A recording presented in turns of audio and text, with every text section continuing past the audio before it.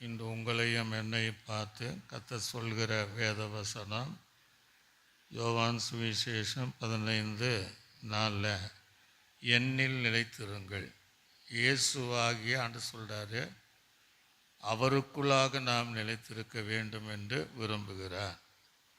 நானும் உங்களை நிலைத்திருப்பேன் என்று சொல்லுகிறார்.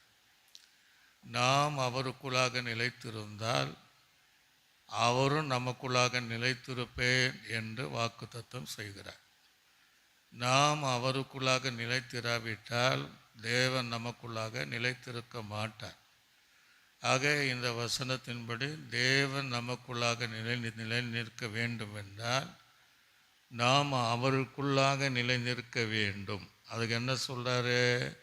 குடியானது திராட்சை செடியிலே நிலைத்திராவிட்டால் அது தானாக கனி கொடுக்க மாட்டாது போல நீங்களும் என்னை நிலைத்திராவிட்டால் கனி கொடுக்க மாட்டீர்கள் என்று சொல்கிறார்.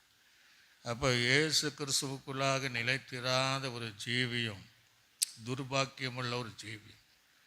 ஏன் நம்ம பிரயாசங்களுக்கு ஏற்ற பலன் இல்லை, நாம் விரும்புகிற நன்மை ஏன் கிடைக்கலன்னா நாம் தேவனுக்குள்ளாக நிலைத்திருக்கவில்லை என்று அர்த்தம்.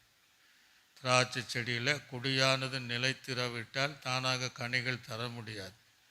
அது நிலைத்திருந்தால்தான் அநேக கனிகளை தருவதைப் போல நீங்கள் இயேசுக்குள்ளாக நிலைத்திருந்தால், அவர் உங்களுக்குள்ளாக நிலைத்திருந்தால் உங்களுக்கு நிலையான ஆசீர்வாதத்தையும் ஸ்டாண்டர்டான ஆசீர்வாதத்தையும் தேவன் உங்களுக்கு மாத்திரமல்ல உங்களுடைய சந்ததிகளுக்கும் தேவன் தந்த அவ்விதமாய் நடத்துவார். நீங்கள் தீர்மானம் பண்ணுங்கள், இன்று முதல் நான் தேவனுக்குள்ளாக நிலைத்திருப்பேன், அவர் எனக்குள் நிலைத்திருப்பார்.